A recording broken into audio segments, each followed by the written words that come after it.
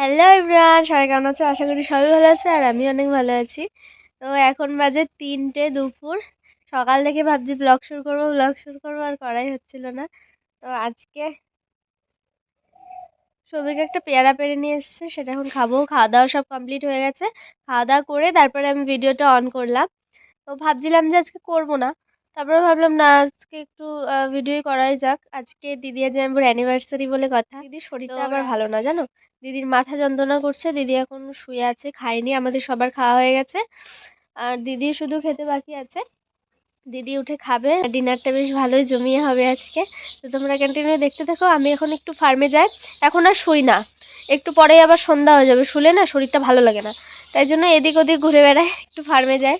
তো সৌভিক আছে ফার্মে, ও মুরগিগুলো এখন জল খাবার দিচ্ছে। তো আমি এখন যাচ্ছি, তোমরাও চলো আমার সাথে চলো তোমরা। এই দেখো ফার্মে আসলাম, সব পর্দা দিয়ে রেখেছে। এখন তো প্রচন্ড ঠান্ডা, মুরগিগুলো এখন হিট দিতে হয়, তাই জন্য এই হলুদ হলুদ বাল্বগুলোও জ্বালিয়ে রাখতে হয় সবসময়। সব খাবার খাচ্ছে। 11 দিন বয়স হলো আমাদের মুরগিগুলোর, কত বড় বড় হয়ে গেছে। এই ওঠ ওঠ। কি ভাল লাগে, সাদা জায়গা লাল জায়গায় সব জল আর খাবার দেয়, কি সুন্দর। 4টে ঘর করেছে, পুরো ছাড়িনি ঘর, এখন ছোট তো। আর একটু বড় হলে পুরো ঘরে ছেড়ে দেবে, তারপরে আমাদের ছোট ফার্মেও আবার ট্রান্সফার করে নিয়ে যেতে হবে।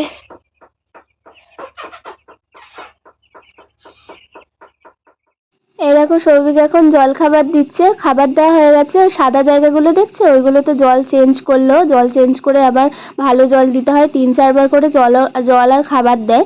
লাল জায়গাগুলোর মধ্যে খাবার দেয়, সাদা জায়গাগুলোর মধ্যে জল দিতে হয়। তাই আমি একটু ভিডিও করছিলাম, ও হাসছিল। তারপরে সন্ধ্যা হয়ে গেছে, দেখো দিদি এখন কাটতে বসে পড়েছে। আর আজকে আমাদের একটু বিরিয়ানি রান্না হবে।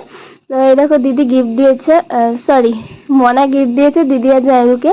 ওই বক্সটার মধ্যে 4টে চকলেট আঠা দিয়ে লাগিয়ে দিয়েছে, আর এটা কি সুন্দর বানিয়েছে দেখো, হ্যাপি অ্যানিভার্সারি মম ড্যাড লিখেছে। ও কিছু হলেই সবাইকে গিফট দেয়, এত সুন্দর সুন্দর বানায়। বললাম যে বিরিয়ানি হবে, তাহলে আবার ফুলকপি কেন দেখাচ্ছি। তো আজকে আমাদের গোবি চিলি হবে আর বিরিয়ানি হবে, ডিম দিয়ে হবে আজকে আমাদের বিরিয়ানি, চিকেন হবে না। তো এই দেখো মশলা টশলা সব কাটা হয়ে গেছে। দিদি দেখো ফুলকপিগুলোকে ভাজছে এখন। ফুলকপিগুলো চিলি চিকেনের মতোই গোবি চিলিটা হবে।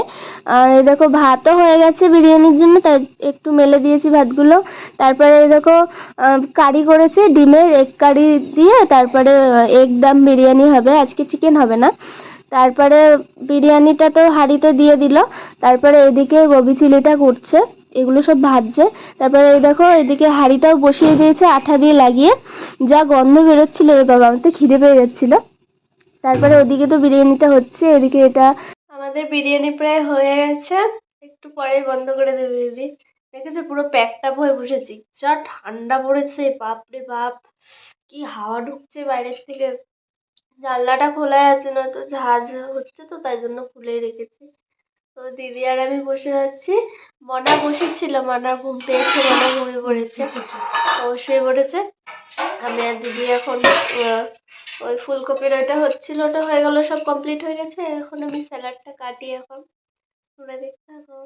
বিরিয়ানি রেডি, যাইবো এখন থালাটা খুললো। উফ কি দারুণ লাগছে দেখে, দেখো বিরিয়ানি মানেই হচ্ছে উফ, দারুণ লাগে একদম।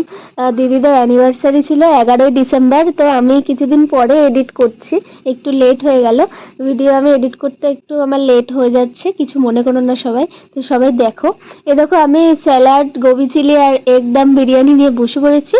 তো ভিডিওটা কেমন লাগলো অবশ্যই জানিও। ভিডিওটা আজকে এই পর্যন্তই, সবাই ভালো থাকবে, সুস্থ থাকবে, টাটা।